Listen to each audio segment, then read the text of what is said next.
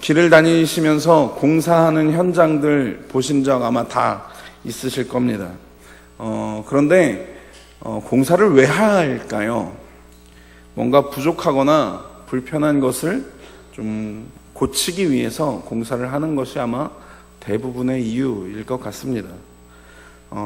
아마 이런 이유 때문에 공사하시는 분들, 공사하는 곳은 아마 없을 것 같습니다. 지금까지는 내가 괜찮은 정상적인 집에 살았었는데 이제는 좀 엉망인 집에서 좀 살아봐야겠다, 아니면 이제는 내가 지붕이 없는 집에서 한번 살아봐야겠다 해서 공사하시는 분들은 아마 없을 것 같습니다. 하다못해 머리를 자르는 건 역시 내가 지금까지는 아주 정돈된, 그리고 그냥 아주 좋은 헤어스타일의 머리 모양을 했었는데 이제 내가 좀 거지같이 한번 있어 봐야겠다 해서 머리를 깎으시는 분들은 아마 없을 겁니다.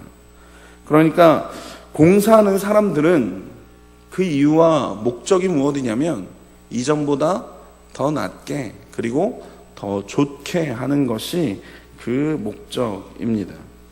그런데 중요한 사실 한 가지는 무엇이냐면 우리 하나님도 우리를 공사하기 원하신다는 사실입니다. 오늘 본문 말씀에 나오는 야곱의 삶을 통해서 우리가 함께 그 하나님 같이 좀 묵상해보고 싶습니다. 구약 성경에 기록되어 있는 모든 이름, 그리고 모든 지명들은 모두 각각의 그 의미가 있습니다. 대표적인 것이 창세기 12장에 나오는 아브람입니다. 창세기 12장에서 아브람을 하나님이 부르십니다. 그리고 본토 친척 아비집 갈대아 우르를 떠나게 하십니다. 하나님께서 아브람에게 언약을 주시고 또한 하나님께서 지시하는 땅으로 가게 하신 이후에 창세기 17장에 이르러 다시 한번 아브람과 언약을 맺으시고 새롭게 하십니다. 그 가운데서 하나님께서 아브람에게 행하시는 일이 있는데 그것은 무엇이냐면 아브람의 이름을 아브라함으로 바꾸시는 일이었습니다. 창세기 17장 4절과 5절 말씀입니다. 보라, 내 언약이 너와 함께 있으니 너는 여러 민족의 아버지가 될지라. 이제 후로는 내 이름을 아브라함이라 하지 않고 아브라함이라 하리니 이는 내가 너를 여러 민족의 아버지가 되게 함이니라 라고 기록하고 있습니다. 하나님께서 아브라함의 이름을 아브라함이라고 바꾸시는 장면입니다. 그런데 이 아브라함이라는 이름이 갖는 의미가 있습니다. 그것은 바로 열방의 아버지, 여러 민족의 아버지라는 뜻입니다. 이것은 단순히 아브라함의 삶에서 이름만 바뀌는 것이 아니라 아브라함의 인생 전체가 바뀌는 것이고 아브라함의 삶의 정체성이 바뀌는 것입니다. 지명도 마찬가지입니다. 창세기 16장 13절과 14절 말씀을 보게 되면 하갈이 자기에게 이르신 여호와의 이름을 나를 살피시는 하나님이라 하였으니 이는 내가 어떻게 여기서 나를 살피시는 하나님을 배웠는고 함이라. 이러므로 그 샘을 브엘라 헤로이라 불렀으며 그것은 가데스와 베렛 사이에 있더라 라고 고백하고 있습니다.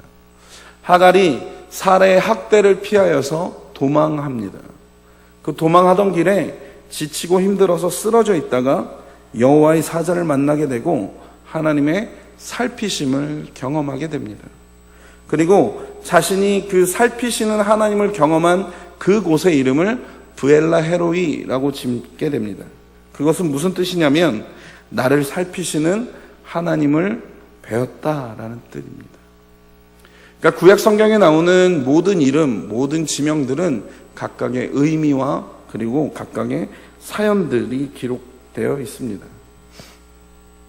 하나님께서는 그 이름마다 주시는 의미 그리고 하나님과의 특별한 경험을 그 이름으로 하게 하고 있는 것입니다.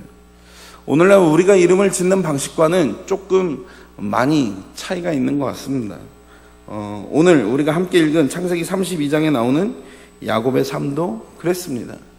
야곱이라는 이름이 갖고 있는 의미도 함께 좀 살펴보면서 오늘 야곱의 삶을 통해 하나님께서 우리에게 어떻게 역사하시는지 함께 좀 살펴보고 싶습니다.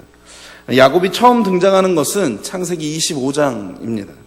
창세기 25장 19절부터 야곱의 탄생에 대한 이야기가 기록이 되기 시작합니다. 그리고 야곱이 태어나는 장면까지 아주 자세하게 기록되어 있습니다. 아마 성경인물 중에서 그렇게 탄생기사를 기록하고 있는 사람들이 그렇게 많지 않은 것 같습니다. 야곱은 어머니 리브가 뱃속에 있는 이야기부터 기록된 사람입니다.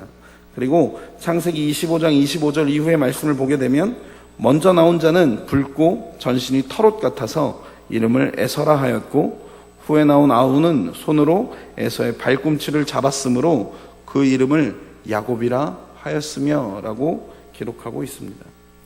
이삭의 두 아들들입니다. 쌍둥이였습니다. 그 이름이 에서와 야곱입니다. 이름이 아주 간단합니다. 에서는 몸이 붉고 전신에 털이 많아서 에서라고 불렀습니다. 그리고 야곱은 태어날 때 형 에서의 발 뒤꿈치를 잡고 나왔다고 해서 야곱이라고 불렀습니다. 그래서 야곱이라는 이름이 갖고 있는 뜻은 발 뒤꿈치를 잡는 사람, 발목을 잡는 사람이라는 뜻이 있습니다. 그런데 야곱이라는 이름의 뜻이 이것만 있는 것은 아닙니다. 야곱이라는 이름의 뜻을 그 사전을 찾아보게 되면 그 또 다른 뜻으로 속이는 사람, 사기꾼이라는 뜻도 함께 있습니다. 그런데 창세기 25장 이후에 야곱의 삶 전체의 삶을 보게 되면 야곱은 정말 다른 사람의 발목을 잡는 삶을 살고 속이는 삶을 살게 되는 것을 우리가 함께 볼 수 있습니다. 에서와 야곱이 성장하여서 에서는 사냥에 익숙한 들사람으로 성장하게 되고, 야곱은 조용하여서 어머니 리브가와 함께 장막에 거주하는 사람으로 성장하게 됩니다. 그러던 어느 날 야곱이 죽을 쓰고 있는 날이었는데요, 에서가 들에서 사냥을 하고 돌아와서 매우 피곤한 상태였습니다.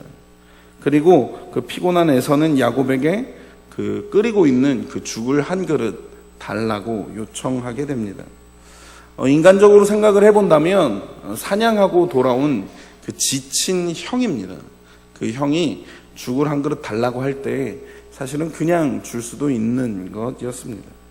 그런데 창세기 26장 31절 말씀을 보면 야곱이 죽 한 그릇을 그냥 주지 않는 것을 볼 수 있습니다.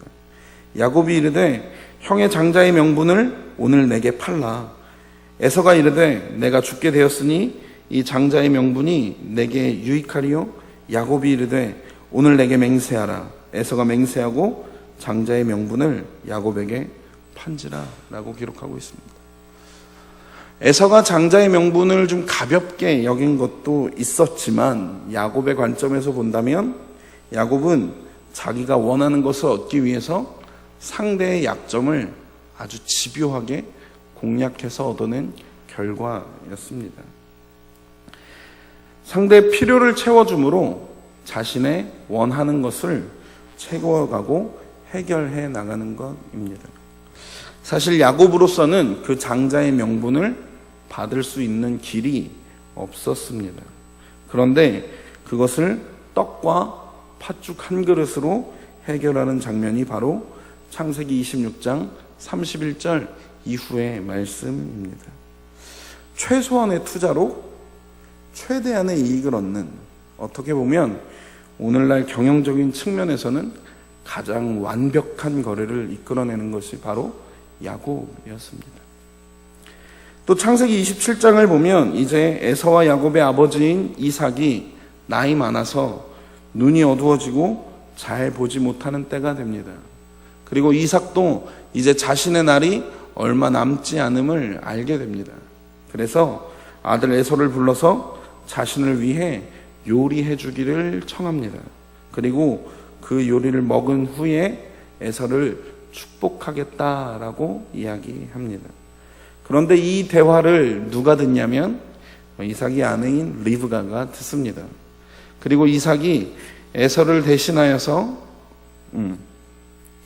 야곱에게 장자의 축복을 할 수 있도록 아버지 이삭을 속이는 장면이 기록되고 있습니다. 어머니 리브가가 이삭을 위해 별미를 만들고 또한 야곱에게는 에서의 옷을 입히고, 또 에서는 털이 많은 사람이었기 때문에 염소 새끼의 가죽을 야곱의 손과 목에 매끈한 곳에 입혀서 아버지 앞으로 야곱을 보내는 장면이 나옵니다. 그런데 창세기 27장을 읽어보게 되면 이삭이 이 사람이 에서가 아닌 것을 의심하는 장면이 나옵니다. 왜냐하면 20절 말씀에 이삭이 야곱에게 묻습니다. 어떻게 이렇게 빨리 사냥을 하고 돌아왔느냐라고 묻습니다. 그랬더니 야곱이 아버지의 하나님 여호와가 나로 순조롭게 만나게 하셨습니다 라고 대답합니다. 그런데 평소 에서의 삶을 안다면 이것은 에서로서는 대답할 수 없는 대답이었습니다. 왜냐하면 에서의 삶은 하나님과는 조금 동떨어진 삶이었기 때문에 그렇습니다. 창세기 26장 34절 이후의 말씀을 보면 에서가 40세에 해쪽 속 브엘의 딸 유딧과 해쪽 속 엘론의 딸 바스맛을 아내로 맞이하였더니 그들이 이삭과 리브가의 마음에 근심이 되었더라 라고 기록하고 있습니다. 에서는 자기 할아버지 아브라함 그리고 아버지 이삭이 섬기고 있는 그 여호와 하나님 그리고 그 신앙과 그 가문의 풍습과는 조금 거리가 먼 사람이었습니다. 그래서 사실은 에서는 부모의 근심이 되는 사람이었습니다. 그러니까 야곱이 그때 이삭에게 대답했던 아버지의 하나님 여호와가 나로 순조롭게 잡게 하셨습니다 라고 하는 말은 사실 에서는 할 수 없는 말이었습니다. 그래서 이삭은 야곱을 가까이 오게 합니다. 그리고 그를 만져보고 그의 옷에 향취를 맡아보게 됩니다. 냄새와 그 촉감은 다 에서였는데 한 가지 목소리만 야곱 같다라고 이야기하고 그리고 야곱이 준비해온 그 별미를 먹기 시작합니다. 그리고 이삭이 에서에게 약속한 대로 그 별미를 모두 먹은 후에 장자의 축복을 하게 됩니다. 그리고 이 축복이 마쳐지자마자 에서가 도착하게 되고 자신이 받아야 할 장자의 축복을 야곱에게 빼앗긴 것을 발견하게 됩니다. 그리고 에서가 분노하여서 야곱을 죽임으로 자신의 분노를 풀겠다고 다짐합니다. 그런데 역시 이 이야기를 누가 듣냐면 어머니 리브가가 듣습니다. 그리고 야곱을 외삼촌 라반의 집으로 도망보내게 됩니다. 이때까지의 삶을 보면 야곱이 태어날 때부터 형 에서의 발목을 잡는 삶이었습니다. 장자의 명분도 빼앗았고 장자의 축복도 빼앗았습니다. 에서의 입장에서 보면 야곱은 자신의 평생의 삶에 걸림돌과 같은 삶을 살게 됩니다. 그 야곱이 이제 고향집을 떠나서 외삼촌 라반의 집으로 도망가게 됩니다. 야곱이 브엘세바에서 떠나 하란으로 향하여 가던 중에 해가 지어서 하룻밤을 유숙하게 됩니다. 그날 밤 야곱이 한 꿈을 꾸는데요. 창세기 28장 12절 말씀에 꿈에 본즉 사닥다리가 땅 위에 서 있는데 그 꼭대기가 하늘에 닿았고 또 본즉 하나님의 사자들이 그 위에서 오르락내리락 하고 야곱이 한 꿈을 꾸는 겁니다. 꿈에서 한 사닥다리를 보는데 땅에서 하늘 끝까지 이어져 있는 사닥다리를 보게 됩니다. 그리고 그 사닥다리에서 하나님의 사자들이 하나님의 사람들이 오르락내리락 하는 장면을 보게 됩니다. 그리고 그 꿈을 다 꾼 후에 하나님의 음성이 야곱에게 들려집니다. 그리고 그 꿈을 통해 여호와 하나님을 드디어 야곱이 만나게 됩니다. 이날 밤 야곱이 발견한 것 한 가지가 있다면 자신의 할아버지 아브라함이 섬기던 하나님, 자신의 아버지 이삭이 섬기던 그 여호와 하나님이 아버지의 땅에만 머물렀던 그 지역에만 있는 그 신이 아니라 온 땅 가운데 계시는 분이심을 야곱이 경험하게 됩니다. 오늘날로 이야기한다면 야곱이 이날 밤에 하나님의 임재를 경험하고 하나님의 영광을 경험하게 됩니다. 그래서 그곳에서 자신이 베고 잤던 그 돌로 제단을 쌓고 그 위에 기름을 붓고 그곳에서 제사를 지냅니다. 그리고 그곳의 이름을 베델이라고 짓습니다. 창세기 28장 17절 이후의 말씀을 보면 이에 두려워하여 이르되 두렵도다 이곳이여 이곳은 다름 아닌 하나님의 집이요 이는 하늘의 문이로다 하고 야곱이 아침에 일찍 일어나 베개로 삼았던 돌을 가져다가 기둥으로 세우고 그 위에 기름을 붓고 그곳 이름을 베델이라 하였더라. 그러니까 베델이라는 이름의 뜻은 하나님의 집이라는 것입니다.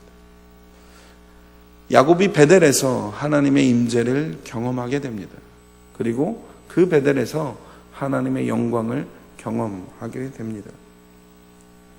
그리고 야곱이 베델에서 하나님께 한 가지 서원을 하게 됩니다. 이 내용을 보면 하나님이 나와 함께 계셔서 내가 가는 이 길에서 나를 지키시고 먹을 떡과 입을 옷을 주시어 내가 평안히 아버지 집으로 돌아가게 하시오면 여호와께서는 나의 하나님이 되실 것이요 내가 기둥으로 세운 이 돌이 하나님의 집이 될 것이요 하나님께서 내게 주신 모든 것에서 10분의 1을 내가 반드시 하나님께 드리겠습니다 라고 서원합니다. 이렇게 얼핏 대충 읽어보면요 이게 참 멋있는 서원 같습니다. 그런데 자세하게 이 내용을 좀 보게 되면 그렇지만도 않습니다. 내용은 두 부분으로 좀 나눠질 수 있는데요. 하나님이 나와 함께 계셔서 나를 지키시고 나를 먹이시고 나를 입히시고 나로 평안히 고향으로 돌아가게 하시면입니다. 그러면 여호와께서 내 하나님이 되실 겁니다 라는 내용입니다. 그리고 내가 세운 이 돌이 하나님의 집이 될 것입니다.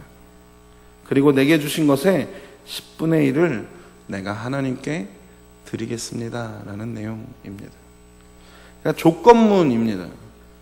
그러니까 하나님이 앞으로 내가 도망 나와서 내가 외삼촌 라반의 집에 가서 이제 어찌할 바를 모르고 있는 이 상황에 하나님이 내 하나님이 되시고 나를 지키시고 나를 입히시고 나를 먹이실 뿐만 아니라 나로 평안하게 나의 고향으로 돌아오게 하시면 이라는 이야기입니다. 그러면 하나님이 내 하나님 되실 겁니다. 그러면 내가 이곳을 하나님의 집으로 세울 것입니다. 그러면 내게 주신 모든 것의 10분의 1을 하나님께 드릴 것입니다 라는 것입니다. 하나님의 입장에서 보면 조금은 건방질 수 있는 서원입니다. 간단하게 요약하면요 하나님이 내게 잘 해주시면 나도 하나님께 섭섭지 않게 해드리겠습니다 라는 겁니다. 그런데 하나님이 야곱의 이 서원을 받으십니다. 그 이후에 외삼촌 라반의 집에서의 야곱의 삶은 크게 변화되거나 달라지지는 않습니다. 여전히 야곱의 수고는 자신을 위한 것이었습니다.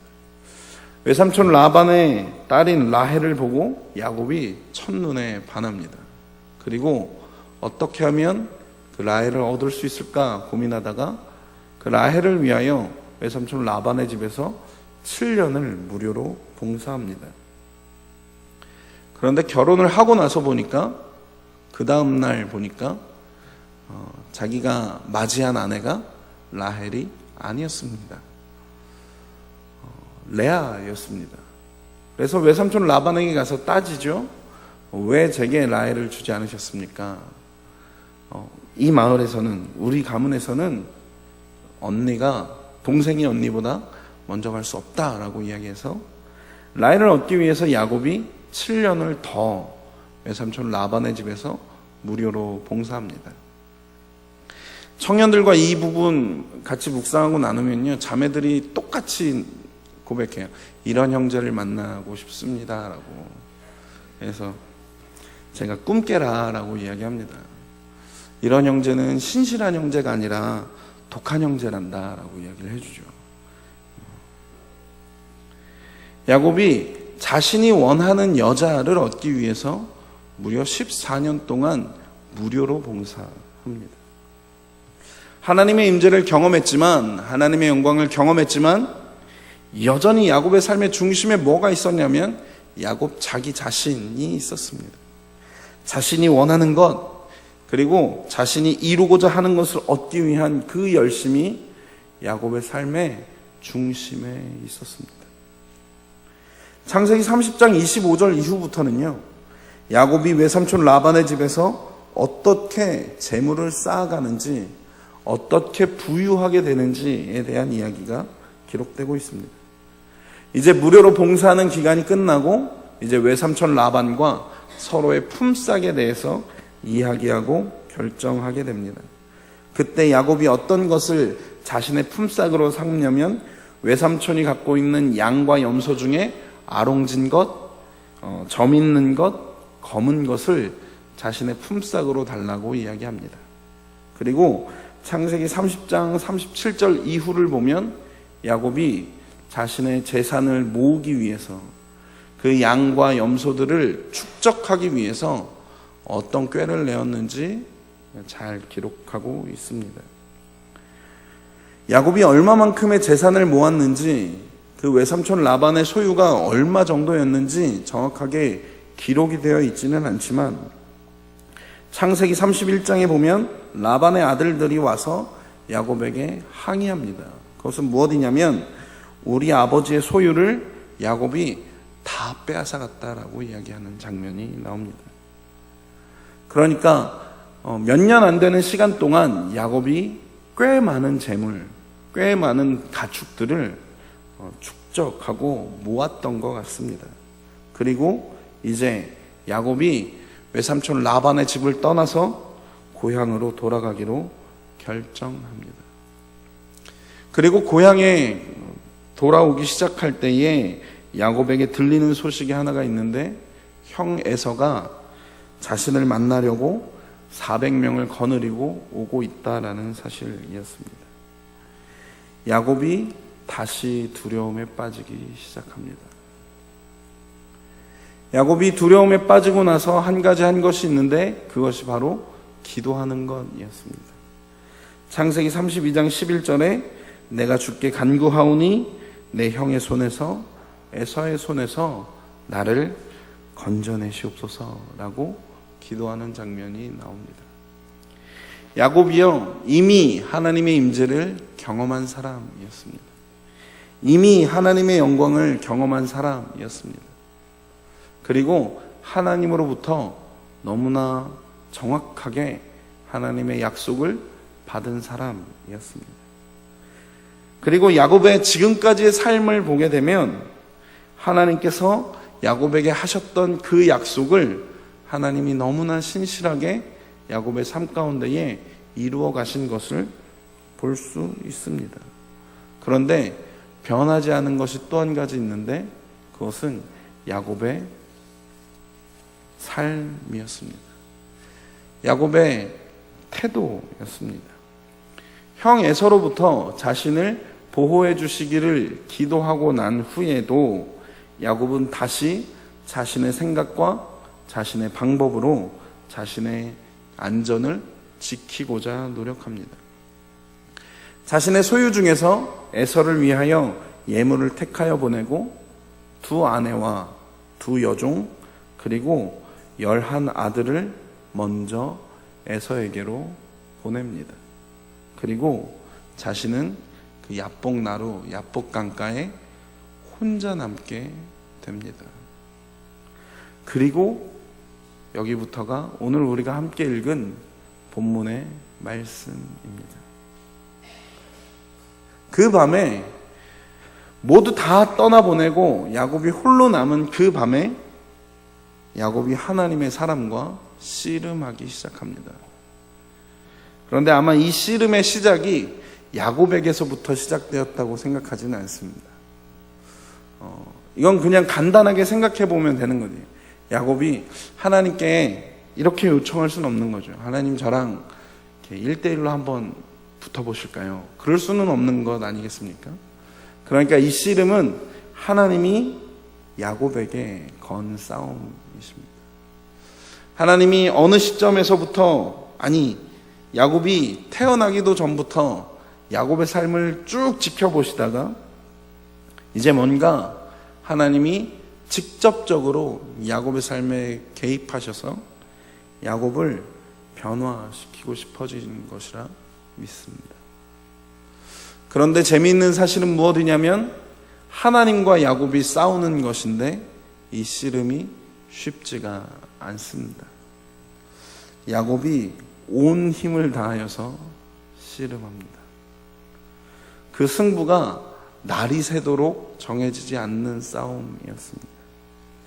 어쩌면 야곱이 그렇게 열심히 싸우는 이유는 이 싸움의 승부에 자신의 안전과 안녕, 그리고 자신의 모든 재물과 자신의 가족들의 안전이 걸려 있었기 때문인 것 같습니다. 그래서 자신이 보호받을 수 있도록, 형 에서의 손으로부터 건짐받을 수 있도록 힘쓰고 애써서 씨름했을 것입니다. 그리고 끝내 발견하는 것은 무엇이냐면 하나님도 이 야곱을 이길 수 없음을 발견하세요. 그래서 하나님께서 야곱에게 하신 것이 무엇이냐면 야곱의 환도뼈를 치신 것입니다. 이제까지 야곱이 자신을 위하여서 힘쓰고 애써서 씨름해 왔습니다. 그런데 환도뼈를 치신 이후에 야곱은 어떤 상태로 바뀌냐면 더 이상 씨름할 수 없는 상태가 되었습니다. 더 이상 자신의 안전을 위해서, 자신의 안녕을 위해서, 자신의 가족들의 안전과 자신의 재물을 지키기 위해서는 씨름할 수 없는 사람이 되었습니다. 하나님이 야곱을 더 이상 씨름할 수 없는 존재로 만들어 버리셨습니다. 그리고 오늘 본문 26절 말씀입니다. 그가 이르되 날이 새려하니 나로 가게 하라. 야곱이 이르되 당신이 내게 축복하지 아니하면 내가 가게 하지 아니하겠나이다 라고 고백하고 있습니다. 문장의 구조로만 본다면 이제까지 야곱이 했던 기도의 구조와 똑같습니다. 내게 뭐뭐뭐뭐 해주시면 내가 이렇게 하겠습니다 라는 것입니다. 당신이 내게 축복하시면 내가 가게 해드리겠습니다 라는 것입니다. 그런데 예전에 베델에서의 야곱의 기도의 태도와 야복 강가에서 이제 당신이 내게 축복하시면 내가 보내드리겠습니다 라고 말하고 있는 야곱의 마음은 달라졌습니다. 이전의 야곱의 삶을 돌아보면 하나님을 경험했지만 야곱이 자신의 삶을 살아가는 방법은 자신의 방법과 자신의 생각대로 삶을 살아간 것으로 알 수 있습니다. 다른 사람을 속였고 다른 사람의 발목을 잡았고 다른 사람의 앞길을 막았던 것이 야곱의 삶이었습니다. 하나님께 기도했지만 사실은 어쩌면 하나님의 도우심 없이 살 수 있었던 사람이 야곱이었을지도 모르겠습니다. 그런데 이 씨름을 끝내고 난 후에 야곱은 변하기 시작합니다. 어떻게 변하냐면 하나님의 축복이 없이는 더 이상 살 수 없는 존재로 변하게 되었습니다. 이전에는 하나님의 은혜 없이, 하나님의 사랑 없이, 하나님의 긍휼하심과 자비 없이 야곱이 살 수 있었는데 자신의 노력으로 자신이 원하는 것을 충분히 얻어가며 다 살아갈 수 있던 사람이 이 야곱이었는데 이제는 하나님의 은혜 없다면, 하나님의 사랑이 없이는, 하나님의 자비와 긍휼이 없이는 하루도 살 수 없는 존재가 되었습니다. 그때 하나님께서 야곱에게 물어보시는 것이 있습니다. 그것이 무엇이냐면 내 이름이 무엇이냐라는 것입니다. 그때 야곱이 대답하죠. 야곱입니다 라고 대답합니다. 하나님이 이 야곱의 이름을 몰라서 이름을 물었다라고 생각하지 않습니다. 오히려 야곱이 누구인지, 야곱이 지금까지 어떤 삶을 살아왔는지 하나님이 묻고 계신다고 믿습니다. 내 이름이 무엇이냐? 라고 물었을 때, 네, 저는 야곱입니다. 라고 대답한 거죠. 하나님이 야곱에게 묻는 것이에요. 너 도대체 어떤 사람이냐? 너 여태까지 어떤 삶을 살아왔느냐? 라고 물으실 때 야곱이 대답하는 것이에요. 네, 저는 속이는 사람이었습니다. 저는 사기꾼이었습니다. 저는 다른 사람의 발목을 잡는 사람이었습니다. 그리고 나서 하나님이 야곱의 이름을 새롭게 하여 주십니다. 오늘 본문 28절 말씀입니다. 그가 이르되 내 이름을 다시는 야곱이라 부를 것이 아니요 이스라엘이라 부를 것이니 이는 내가 하나님과 및 사람들과 겨루어 이겼음이니라. 하나님께서 야곱에게 말씀하시는 겁니다. 내가 다시는 너를 야곱이라고 부르지 않겠다. 내가 다시는 너를 속이는 사람이라고, 사기꾼이라고, 다른 사람의 발목을 잡는 사람이라고 내가 너를 부르지 않겠다라고 말씀하시는 겁니다. 이제부터 내가 너를 이스라엘이라고 부르겠다라고 말씀하시는 겁니다. 이 이스라엘의 뜻이 무엇입니까? 하나님과 및 사람과 겨루어 이긴 사람입니다. 승리자입니다. 하나님이 야곱에게 뭐라고 말씀하셨냐면 내가 너를 이제 속이는 사람이라고 부르지 않고 내가 너를 승리자라고 부르겠다라고 말씀하시는 것입니다. 여러분 한번 생각해 보시겠습니까? 이전까지 야곱의 삶에 대해서 한번 생각해 보시겠습니까? 지금까지, 이전까지 야곱의 삶이 실패한 삶이었습니까? 패배한 삶이었습니까? 야곱의 삶을 보게 되면요, 야곱이 원하는 것 다 얻었습니다. 야곱이 이루고자 하는 것 다 이루었습니다. 재물, 배우자, 명예, 지위 모두 다 얻었습니다. 야곱이 실패한 삶입니까? 야곱이 패배한 삶입니까? 아니요, 그렇지 않습니다. 정직하게 이야기하면 어쩌면 우리가 이런 삶 살고 싶어 하는 것 아닙니까? 원하는 것 다 얻을 수 있는, 이루고자 하는 것 다 이룰 수 있는 그런 삶 살고 싶지 않으십니까? 그런데 오늘 하나님이 야곱의 삶을 가리켜서 너가 지금까지의 삶은 실패한 삶이라고 이야기하십니다. 그리고 더 이상 씨름할 수 없는 상태의 야곱을 가리켜서 너가 이제 승리자라고 이야기하고 계시는 것입니다. 무엇이 달라진 것입니까? 무엇이 변화된 것입니까? 야곱이 이제 오직 하나님의 은혜로만 살 수 있음을 깨달은 뒤인 줄 믿습니다. 자신의 노력으로 뭔가 해낼 수 있다는 것이 얼마나 불가능한 것인지 이제는 알게 된 겁니다. 할 수 없는 것. 더 이상 자신을 위해서는 씨름할 수 없는, 자신이 원하는 것을 얻기 위해 노력할 수 없는, 그러니까 하루라도, 그리고 한순간이라도 하나님이 축복하시지 않으시면 나는 살 수 없는 사람임을 깨달은 그 순간부터 하나님이 야곱을 뭐라 부르시냐면 이스라엘이라고 부르시게 되는 것입니다. 이 일 후에 야곱의 삶에 큰 변화들이 일어나기 시작합니다. 그 첫 번째는 모든 두려움이 사라지기 시작했습니다. 그리고 자신이 가장 두려워했던 형 에서의 얼굴에서 무엇을 보게 되냐면 하나님의 형상을 발견하게 됩니다. 창세기 33장 10절 하반절 말씀에 내가 형님의 얼굴을 배운즉 하나님의 얼굴을 본 것 같사오며 라고 기록하고 있습니다. 야곱이 어디에 있든지 하나님을 발견하는 삶을 살기 시작한 겁니다. 야곱이 어디에 있든지 하나님과 동행하는 삶을 살기 시작한 겁니다.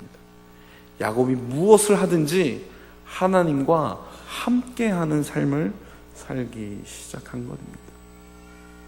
여러분, 어떤 삶이 성공하는 삶이고 어떤 삶이 승리하는 삶이겠습니까? 내 방법, 내 생각대로 사는 것이 아니라 하나님의 방법, 하나님의 생각대로, 그리고 하나님과 동행하며 하나님의 인도하심을 따라 사는 삶이 승리하는 삶, 성공하는 삶인 줄 믿습니다. 말씀을 좀 정리하고 싶습니다. 요한복음 15장 말씀을 보게 되면 예수님과 우리를 포도나무와 가지로 비유하고 계십니다. 예수님이 포도나무이십니다. 그리고 우리는 그 나무에 붙어 있어야 하는 가지라고 이야기합니다. 가지가 나무에서 떨어지게 되면 그 가지는 열매를 못 맺는 것은 당연하고, 그것뿐만 아니라 오히려 쓸데없다라고 말씀하고 계십니다. 아무것도 할 수 없는 겁니다.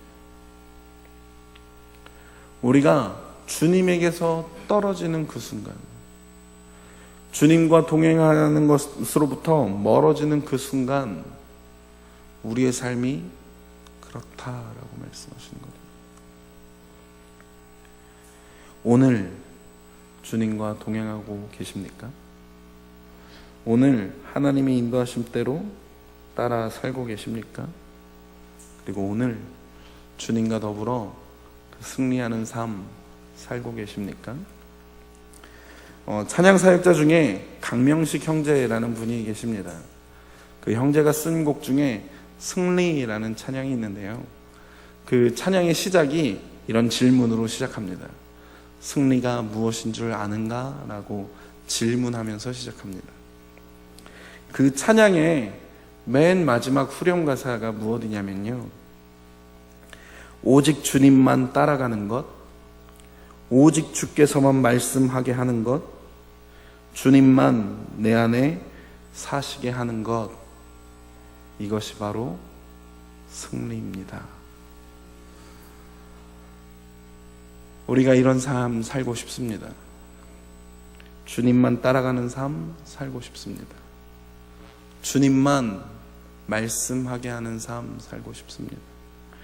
주님만 내 안에 사시게 하고 싶습니다. 주님과 동행하시면서 주 안에서 승리하는 저와 여러분이 되기를 소망합니다.